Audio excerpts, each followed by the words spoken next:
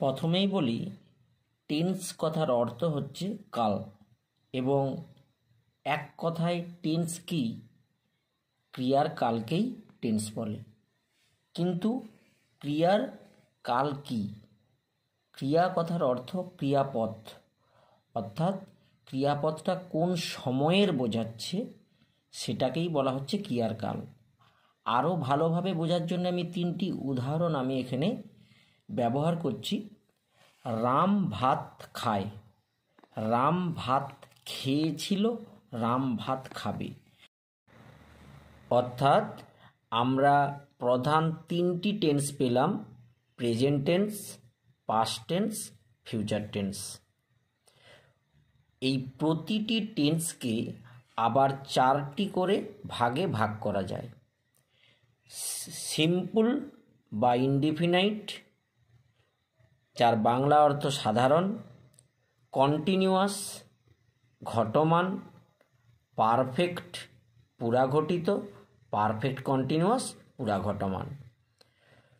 3টি টেন্স, তার 4টি করে ভাগ, অর্থাৎ টোটাল 12টি টেন্স রয়েছে।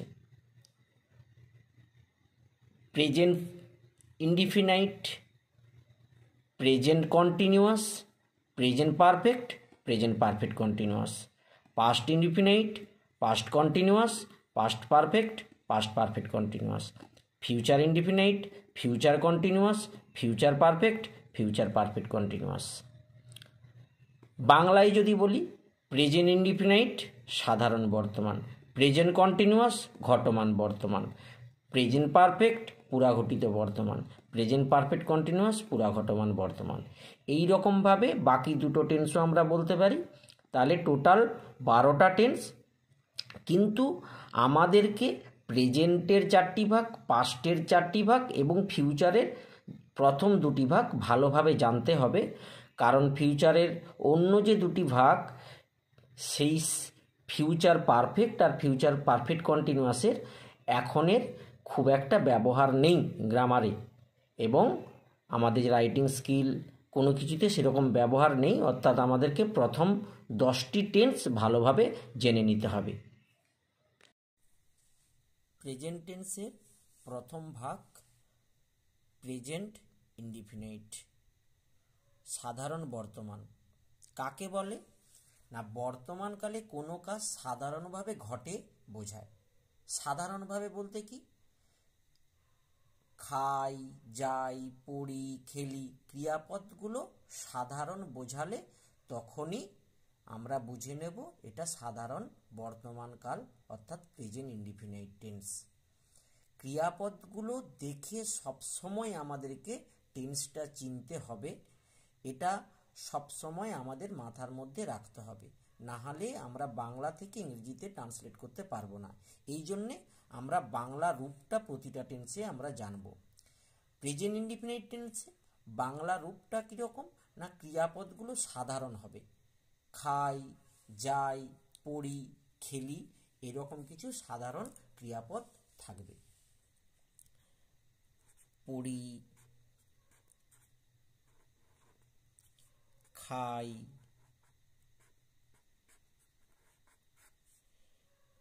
খেলি বা খেলে ইত্যাদি, এই ধরনের ক্রিয়াপদগুলো হবে। অর্থাৎ মূল ক্রিয়াপদের সঙ্গে কোনো কিছু যুক্ত থাকবে না। এবারে আমাদেরকে ক্রিয়াপদ দেখে টেন্স চিনলাম। দ্বিতীয়টা কি না, সূত্রটা আমাদের জানতে হবে প্রেজেন্ট ইনডিফিনাইটের। প্রথমেই সাবজেক্ট বসাবো, সাবজেক্টের পরে V1, অর্থাৎ ভার্বের প্রেজেন্ট ফর্ম, যেটা আমি আগেই আলোচনা করেছি। দরকার হলে এস বা ইএস মূল ভার্বের সঙ্গে যুক্ত হবে। তারপরে অবজেক্ট, এবং অবজেক্টের পরে বাকি যেটুকু অংশ সেটা হবে। অর্থাৎ সাবজেক্ট, মূল ভার্ব, প্রেজেন্ট ফর্ম, দরকার হলে এস ও ইএস, এবং শেষে অবজেক্ট এবং বাক্যের বাকি অংশ। এবারে আমি কিছু উদাহরণের সাহায্যে বোঝাচ্ছি এবং এস বা ইয়েস কখন যুক্ত হবে সেই নিয়মটাও আমি বলছি।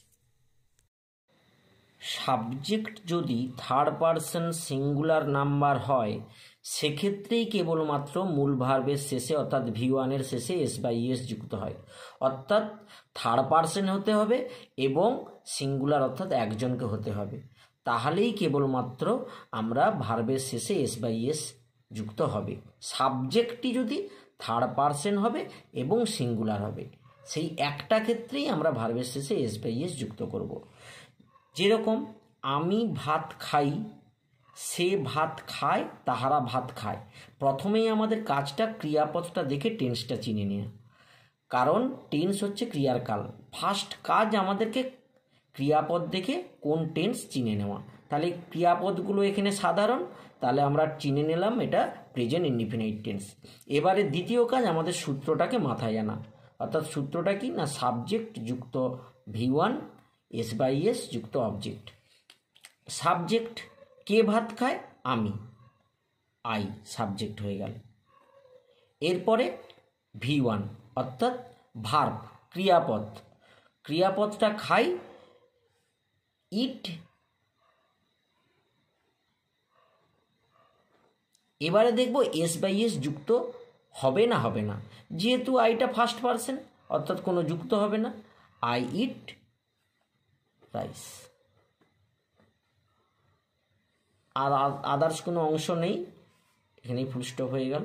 তাহলে সাবজেক্ট হলো, V1 বসলো, অবজেক্ট। এই সূত্র অনুযায়ী আমরা ট্রান্সলেট করলাম। সে ভাত খায়, সাবজেক্ট হি বসালাম, তারপরেই V1 ইট। এবারে দেখব সাবজেক্টটা কোন পার্সন কোন নাম্বার।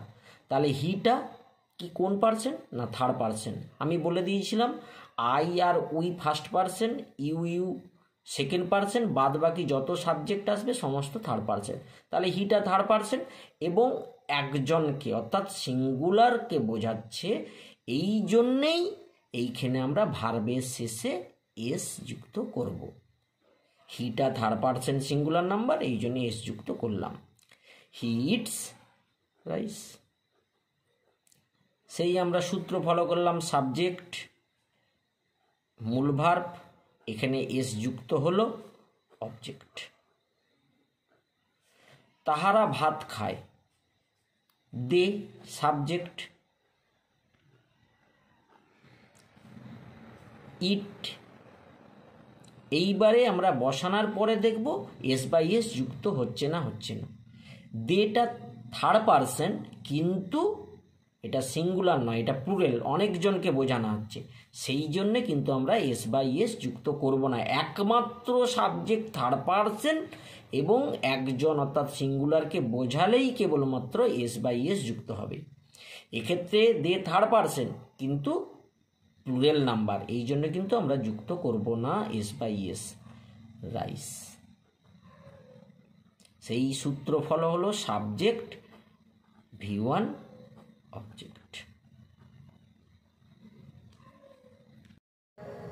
তাহলে কোন কোন ক্ষেত্রে আমরা এবারে ইএস যোগ করব না, যখন ভার্বগুলোর শেষে CH, SS, SH, X, ZZ, O ভার্বগুলোর শেষে যদি এগুলো আমরা দেখতে পাই, তাহলে সেক্ষেত্রে আমরা এস না করে আমরা ইএস যোগ করব। সেক্ষেত্রে ওয়াচেস, মিসেস, ওয়াশেস, মিক্সেস, বাজেস, গোস। এবারে আসি প্রেজেন্ট কন্টিনিউয়াস টেন্সে, যার বাংলা অর্থ ঘটমান বর্তমান। বর্তমানকালে কোনো কাজ চলিতেছে বোঝালে প্রেজেন্ট কন্টিনিউয়াস টেন্স হবে, অর্থাৎ কাজটা চলতে আছে এরকম বোঝাবে, অর্থাৎ কাজটা থেমে নেই। এবং সবসময় বলেছি ক্রিয়াপদ দেখে, বাংলা ক্রিয়াপদ দেখে আমাদেরকে টেন্সটা চিনতে হবে। বাংলা ক্রিয়াপদের শেষে যখনই তেছি, তেছ, তেছে যুক্ত থাকবে তখনই চিনে নেব এটা প্রেজেন্ট কন্টিনিউয়াস টেন্স। অর্থাৎ যখনই তেছি, তেছ, তেছ যুক্ত থাকবে তখনই কাজটা চলিতেছে বোঝাচ্ছে। আমরা খাইতেছি, তাহারা যাইতেছে, আমি পড়িতেছি, যখনই এগুলো যুক্ত থাকবে তখনই চিনে নেব প্রেজেন্ট কন্টিনিউয়াস টেন্স। তারপরে আমাদের কাজটা সূত্রটাকে মাথায় আনা এবং সেই অনুযায়ী ট্রান্সলেট করা। সূত্রটা কি না, প্রথমে সাবজেক্ট বসবে, তারপরে অ্যাম, ইচ, আর এর যে কোনো একটা বসবে। আমি আগের ভিডিওতে অ্যাম, ইচ, আর এর ব্যবহার ডিটেলসে বলেছি, তবু আরেকবার বলে দিচ্ছি। কেবলমাত্র সাবজেক্ট যদি আই হয় তারপরে অ্যাম বসবে, সাবজেক্ট যদি সিঙ্গুলার হয় তারপরে ইচ, এবং সাবজেক্ট যদি প্লুরাল হয় অর্থাৎ অনেকজনকে বোঝায় তারপরে আর বসবে। এরপরে ভার্বের শেষে, মূল ভার্বের শেষে বা ভার্বের প্রেজেন্ট ফর্মের শেষে আইএনজি যুক্ত, তারপরে অবজেক্ট এবং বাদবাকি অংশ। অর্থাৎ সূত্রটা কি হলো, সাবজেক্ট অ্যামিজারের যে কোনো একটি, মূল ভার্বের শেষে আইএনজি অর্থাৎ ভার্বের প্রেজেন্ট ফর্মের শেষে আইএনজি যুক্ত অবজেক্ট। আর একটা কথা বলে রাখি, যে কোনো কন্টিনিউয়াস টেন্সে কিন্তু ভার্বের সঙ্গে আইএনজি যুক্ত হবে, এটা আমরা মাথায় রাখবো। এবারে আমি কিছু উদাহরণ দিয়ে বোঝাচ্ছি। আমি ভাত খাইতেছি, সে ভাত খাইতেছে, তাহারা ভাত খাইতেছে। ক্রিয়াপদগুলো শেষে যখনই তেছি, তেছ এগুলো যুক্ত থাকবে সঙ্গে সঙ্গে চিনে নেব টেন্সটা প্রেজেন্ট কন্টিনিউয়াস টেন্স। প্রথম কাজ, এবারে সূত্র অনুযায়ী মনে মনে সূত্র বলবো, সেই অনুযায়ী ট্রান্সলেট করব। সাবজেক্ট আমি, আই বসালাম। সাবজেক্টের পরে অ্যামিজারের একটা, সাবজেক্ট যখনই আই, আইয়ের পরে অ্যাম বসবে। এরপরে মূল ভার্বের সঙ্গে আইএনজি। খাইতেছি, খাওয়া ইংরেজি ইট, ইট বসালাম, মূল ভার্বটা আমরা বসালাম, V1 ফর্মটা বসালাম, তার সঙ্গে আইএনজি।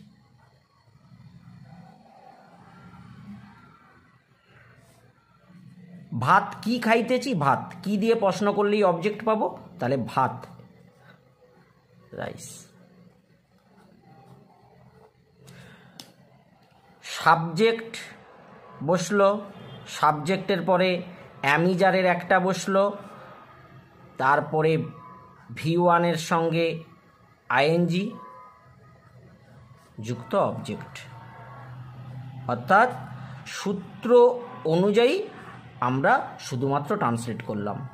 এবারে সে ভাত খাইতেছে, কে খাইতেছে, সে, সাবজেক্ট হি। সাবজেক্ট যখনই সিঙ্গুলার হবে, একজনকে বোঝাবে, তারপরে কি বসবে, ইচ। সাবজেক্ট সিঙ্গুলার হলেই তারপরে ইচ। এবারে মূল ভার্বের শেষে আইএনজি, তাহলে খাওয়া ইট, তার সঙ্গে আইএনজি যুক্ত, যুক্ত অবজেক্ট কি খাইতেছে, ভাত। সেই সূত্র ফলো হলো সাবজেক্ট অ্যামিজারের একটা, মূল ভার্বের শেষে আইএনজি যুক্ত অবজেক্ট। তাহারা ভাত খাইতেছে, একই রকমভাবে আমরা বলতে পারবো। দে, কারা ভাত খাইতেছে, তাহারা, সাবজেক্ট বসালাম। যখনই সাবজেক্টটা প্লুরাল হয়ে গেল, অনেকজনকে বোঝাচ্ছে, তাহারা অনেকজনকে, যখনই প্লুরাল হলো তারপরে কি বসবে, আর। সবসময় সূত্রটা মাথায় এনে আমরা ট্রান্সলেট করব, এটাই আমাদের কাজ। তাহলেই আমরা সহজেই টেন্স অনুযায়ী আমরা ট্রান্সলেট করে নিতে পারবো। এরপরেই মূল ভার্বের শেষে কি, আইএনজি, তাহলে খাওয়া ইট, ইটের সঙ্গে আইএনজি যুক্ত অবজেক্ট ভাত, রাইস। সেই সূত্র ফলো হলো সাবজেক্ট অ্যামিজারের আর, সাবজেক্ট যেহেতু প্লুরাল, ভার্বের শেষে আইএনজি যুক্ত অবজেক্ট।